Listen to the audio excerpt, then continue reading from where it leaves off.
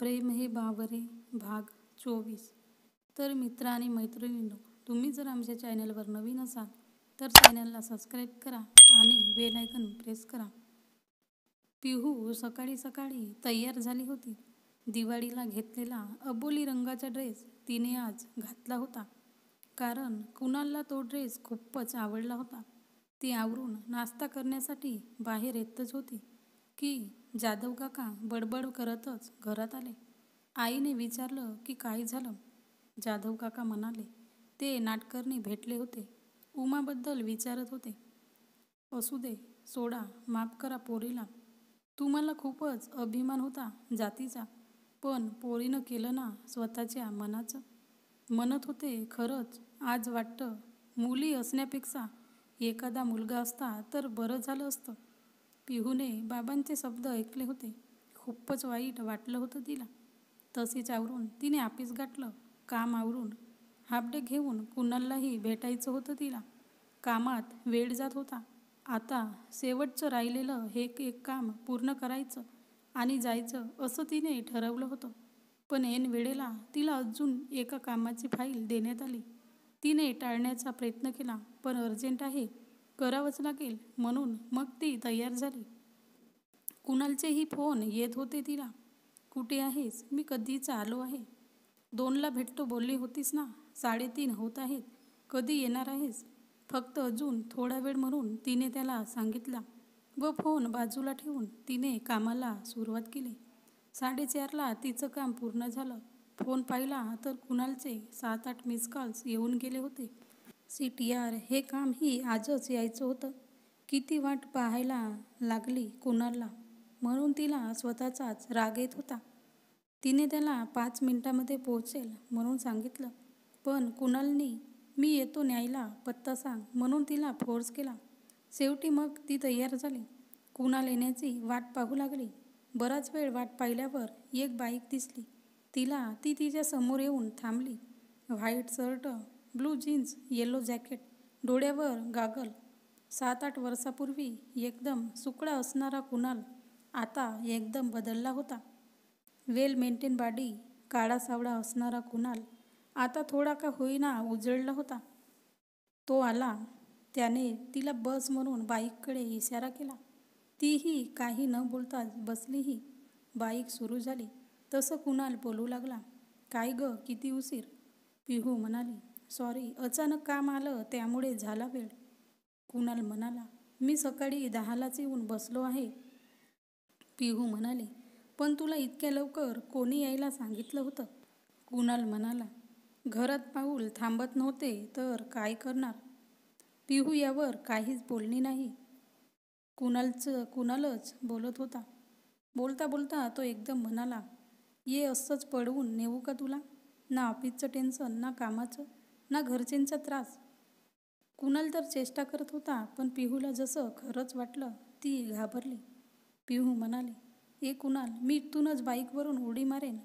कुणाल म्हणाला, इतकाच काय विश्वास माझ्यावर? पिहू म्हणाली, कोण विश्वास? तो तर केव्हाच मेला पानिपतच्या युद्धात. कुणाल म्हणाला, अवघड आहे बाबा, साधा विश्वासही नाही माझ्यावर तुझा. पण घाबरू नकोस, तुझ्या मर्जीशिवाय मी काहीही करणार नाही.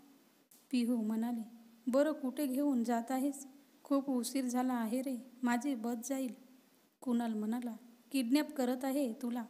पिहू म्हणाली, गप्प सांग ना. कुणाल म्हणाला, अगं नाश्ता करू चल ना कुठेतरी. तूही काही खाल्लं नसेल. पिहू म्हणाली, नको नको, नाश्ता नको, मला अजिबात भूक नाही. तुला खायचं असेल तर तू खा. कुणाल एका ठिकाणी गाडी थांबवून उतरतो. चल इथे नाश्ता करू. पण पिहू काही तयार होत नाही.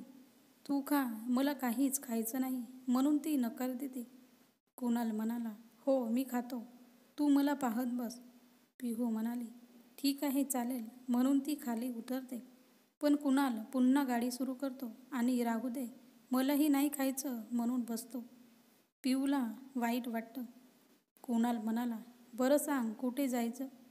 पिहू म्हणाली, कुणाल खरंच उशीर झाला आहे, आपण बस स्टँडवर जाऊ, तिथेच थोडा वेळ बोलू, नंतर तू परत जा, मीही घरी जाते. परत बस नाही मिळाली तर उशीर होईल. कुणाल म्हणाला, अवघड आहे बाबा. एकतर इतक्या वर्षाने भेटलीस आणि मी इतके लांबून आलो आहे आणि तू मला जा म्हणून सांगतेस. बोल बोल, तुझे दिवस आहेत. पिहू म्हणाली, सॉरी रे, पण काय करणार, झाला उशीर. आपण पुन्हा भेटू. कुणाल म्हणाला, अजिबात नाही. बस चुकली तर चुकू दे. मी सोडतो तुला बाईकने, तेही तुझ्या वेळात. पिहू म्हणाली, नाही, मी नाही येणार बाईकने. मी बसनीच जाणार. उगाच त्रास नको तुला, प्लीज. कुणाल म्हणाला, का बाईक नको? माझ्यावर विश्वास नाही का? पिहू म्हणाली, विश्वास आहे रे, पण बाईकने नको. मी येणार नाही. कुणाल म्हणाला, असं का करतेस? एकतर तू आलीस लेट, वरून जातही आहेस लगेच. आपण अजून बोललोही नाही नीट. राहू दे बाईक, मी येतो सोबत तुझ्या बसनी. पिहू म्हणाली, पण कशाला? आणि तुला परत जायला उशीर होईल. यावर दोघांची बरीच चर्चा होते. शेवटी कुणाल पिहूसोबत बसनी जाणं फिक्स होतं. कुणाल म्हणाला, बरं चल, बस येईपर्यंत काहीतरी खाऊ. पिहू म्हणाले, तुला खाण्याशिवाय काही सुचत की नाही? कुणाल म्हणाला, मी तुझ्यासाठीच बोलत आहे आणि तसं मी माझं पोट तर भरलं आहे तुला पाहूनच. पिहू म्हणाली, ठीक आहे, आईस्क्रीम खाऊ. चल म्हणून दोघे बसस्टँड बाहेर असलेल्या शॉपकडे जातात. पण तिथे ही आईस्क्रीम नसतं. पुन्हा दोघे बसस्टँडमध्ये येतात. समोर एक ज्यूस सेंटर असतं. मग कुणाल तिला ज्यूस पिऊ चल बोलतो. पिहूही जाते. कुणाल एक खुर्ची बसण्यासाठी देतो तिला व स्वतः त्या शॉपवाल्याला ऑर्डर देत उभा राहतो. पिहू ऑरेंज ज्यूस घेते. कुणाल मिक्स फ्रूट ज्यूस घेतो. पिहू पीत असते की तोपर्यंत तिथे एक भिकाऱ्याची छोटी मुलगी येते. कुणालला पैसे मागू लागते. कुणाल एक 10ची नोट काढून तिला देतो व तिला थांबवून तो ज्यूसचा ग्लास त्या मुलीला देतो व स्वतःसाठी दुसरा मागवतो. ती मुलगी तो ग्लास घेते, पण तिच्या मनात काय येतं काय माहीत. ती कुणालला म्हणते, बांधके देवघर जाके पिऊंगी. पण कुणालला तिचं बोलणं ऐकूच येत नाही. त्याला वाटतं ती कॅडबरी मागत आहे. तो म्हणतो, इथे नाही मिळत कॅडबरी, हेच पी. ती मुलगी त्याला परत बोलते, बांधके देव. पिहूला कळलं होतं की ती मुलगी काय म्हणत आहे आणि तिला कुणालचं बोलणं ऐकून हसू येत होतं. ती हसत होती. मग तीच त्याला सांगते की ती ज्यूस पॅक करून मागत आहे. कुणालही मग तो ज्यूस शॉपवाल्याला पॅक करून द्यायला सांगतो. त्यालाही हसू येतो आणि पिहू तर अजून हसत असते. तसा तो पिहूच्या दंडावर एक ठोसा देतो. पिहू दंड चोळतच हसू लागते. ज्यूस पिऊन दोघेही बसची चौकशी करायला जातात. तर थोड्या वेळात येईल म्हणून समजतं. मग दोघेही तिथेच स्टँडवर बसतात. पिहू म्हणाली, तुझ्या बायकोचं काही खरं नाही बाबा. कुणाल म्हणाला, का गं? पिहू म्हणाली, किती लागतो रे हात तुझा? किती मारशील बायकोला काय माहीत. कुणाल हळूच म्हणतो, तुला कशाला मारेन, तू तर जीव आहेस माझा. पण पिहूला ऐकू जात नाही. पिहू म्हणाले, काही म्हणालास का? कुणाल म्हणाला, काही नाही, खूप जोरात लागलं का? सॉरी म्हणालो. पिहू म्हणाली, इट्स ओके. मग कुणाल पुन्हा बसची वेळ विचारायला जातो व येताना एक मोठीशी कॅडबरी घेऊन येतो व पिहूला देतो. कॅडबरी पाहून पिहू नको बोलते. कुणाल दे फेकून बोलतो. दोघेही खातात. थोड्या वेळात बस येते. पण बसला खूपच गर्दी असते. जागा मिळणं कठीण होतं. आज रोजपेक्षा थोडा उशीर झाला होता. मग कुणाल ड्रायव्हर सीट बाजूने आत चढून सीट धरतो. नाहीतर मग जागा मिळालीच नसती. कुणालची हरकत पाहून पिहूला पुन्हा हसू येतं. मग तीही त्याच्या बाजूला बसते. खिडकीच्या बाजूला बसणार म्हणून तिथे बसते. गाडी सुरू होते आणि दोघांच्या गप्पा सुरू होतात. चाळ सोडून गेल्यानंतर काय काय झालं हे पिहू त्याला सांगत होती आणि तो तिला पाहत ऐकत बसला होता. मग पिहू शांत होते व मीच कधीच बडबड करते, तूही काहीतरी बोल म्हणून कुणालला सांगते. कुणाल जॅकेटमधून एक गुलाबाचा बुके काढून देतो. हे आणि कधी घेतलास? तुला यायला वेळ होत होता तेव्हा. असंच फिरत असताना घेऊ वाटला म्हणून घेतला. पिहू थँक्यू म्हणून बुके घेते. नंतर कुणाल पुन्हा एक गिफ्ट देतो तिला. त्यात एक खूप छान रेड कलरचा पेन असतो. थँक्यू असं म्हणून पिहू तोही घेते. पिहू म्हणाली, झालं की अजून काही आहे? आणि कशाला हे सर्व? कुणाल म्हणाला, खूप काही आणायचं होतं पण सुचलं काहीच नाही. आहे असं म्हणून कुणाल पुन्हा एक बॉक्स तिला देतो. पिहू तो बॉक्स उघडून बघते तर त्यात एक ब्लू कलरचं खूप सुंदर हातातलं असतं. पिहू म्हणाली, कुणाल नको, मला हे. कोण बोललं होतं तुला आण? कुणाल म्हणाला, ठीक आहे, खिडकी उघडी आहे, फेक मग बाहेर. आता तुझ्यासाठी घेतलं होतं, तुलाच नको तर त्यावर दुसऱ्या कोणाचा हक्क नाही. पिहू मग नाईलाजास्त ते घेते. कुणाल तिचा हात हातात घेऊन ते हातातलं तिच्या मनगटावर घालतो. पिहूला खूप कसं तरी वाटत होतं. कुणालनी हात हातात घेतला तर, पण आता ती हात काढून तर कसा घेणार? मग तीच बोलते, मलाही घालता येतं कुणाल. कुणाल म्हणाला, अरे बाबा रे बाबा, मी विसरलोच, चूक झाली मॅडम, घाला तुम्हीच. मग दोघेही हसतात. आता कुणाल बोलायला सुरुवात करतो. पिहू, मी तुझ्यावर खूप प्रेम करतो.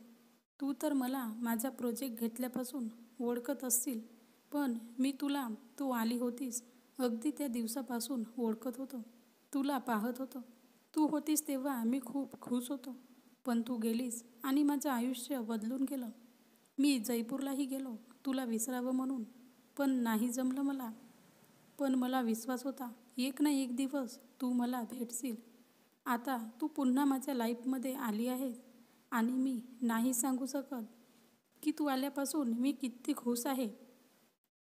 शब्दात सांगताच येत नाही मला. आणि मला आता तुला परत गमवायचं नाही. तू कायमसाठी मला माझ्या लाईफमध्ये हवी आहेस.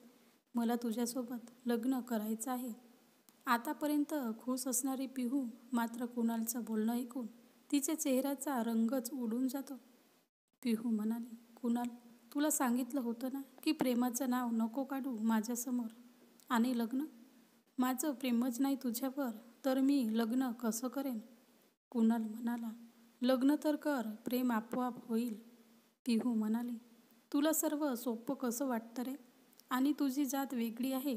बाबा कधी तयार होणार नाहीत. कुणाल म्हणाला, जातीपातीचा विचार कोण करतं ग आता? मी तर मानत नाही जातबीत. पिहू म्हणाली, तू नसशील मानत पण माझ्या घरचे मानतात आणि मी बाबाविरुद्ध नाही जाणार. कुणाल म्हणाला, जातच अडचण आहे ना, मग मी बदलतो जात. पिहूला कुणालचं बोलणं ऐकून खूप राग येत होता. पिहू म्हणाले, तुला किती सोपं वाटतं सर्व. माझे बाबा कधीच तयार होणार नाहीत. कुणाल म्हणाला, मी समजावतो बाबांना. मी येऊ का घरी? सांगतो त्यांना. कुणालचं बोलणं ऐकून तर पिहू घाबरून जाते. पिहू म्हणाली, नको नको, तुझ्या पाया पडते मी. तू काही येऊ नकोस आणि बाबांनाही काही सांगू नकोस. कुणाल म्हणाला, आता मीच तुझ्या पाया पडतो. मी नाही राहू शकत तुझ्याशिवाय. इतकी वर्ष कशी काढली मला माहिती. पिहू म्हणाली, कुणाल, तू चांगला आहेस. तुला चांगली मुलगी भेटेल आणि मी नाही भेटले म्हणून काय आयुष्य संपतं का? कुणाल म्हणाला, मला तूच हवी आहेस, दुसरं कोणी नको. पिहूचं डोकं आता खरंच फिरलं होतं. पिहू म्हणाली, मी नाही भेटू शकत तुला. प्रेमावर माझा विश्वासच नाही आणि प्रेम माणसाला बरबाद करतं. मी अनुभवलं आहे. पुन्हा ती चूक नाही करायची मला. कुणाल म्हणाला, तू नाही भेटलीस तर बरबाद होईन मी पिहू. माझं सर्वस्व आहेस तू. कसंही कर पण मला तुझ्यासोबतच लग्न करायचं आहे. बाबांना न सांगता करू, तू म्हणशील तसं करू. आता मात्र पिहूचा राग अनावर होतो. पिहू म्हणाली, तुला समजावण्यात काहीच अर्थ नाही. तुला काही कळतच नाही तर काय बोलू? माझं नाही प्रेम तुझ्यावर. फक्त फ्रेंड आहेस तू माझा. पण तुला काही ऐकायचं नसेल तर सॉरी. यापुढे तू माझ्यासोबत बोलूही नकोस आणि मीही बोलणार नाही. फ्रेंडशिप ही विसर आता. माझी चूक झाली जे मी बोलले तुझ्यासोबत. कुणाल तर पिहूचं बोलणं ऐकून तुटून गेला होता. त्याच्या तोंडातून फक्त इतकेच शब्द निघाले होते. कुणाल म्हणाला, विसर आणि बोलू नको. बोलण्यापेक्षा तू मला जीव द्यायला का सांगत नाहीस? ते सोपं आहे माझ्यासाठी. पिहूने मात्र त्याचे या बोलण्यावर काहीच प्रतिसाद दिला नाही. बस थांबली आणि पिहू कुणालला एकही शब्द न बोलता, त्याच्याकडे न पाहता खाली उतरून निघून गेली. कुणालही तिच्या पाठीमागे खाली उतरला आणि ती गेली त्या दिशेने कितीतरी वेळ पाहत उभा राहिला. तर मित्र आणि मैत्रिणींनो, हा भाग कसा वाटला कमेंटमध्ये सांगा आणि सबस्क्राईब केलं नसेल तर सबस्क्राईब करा.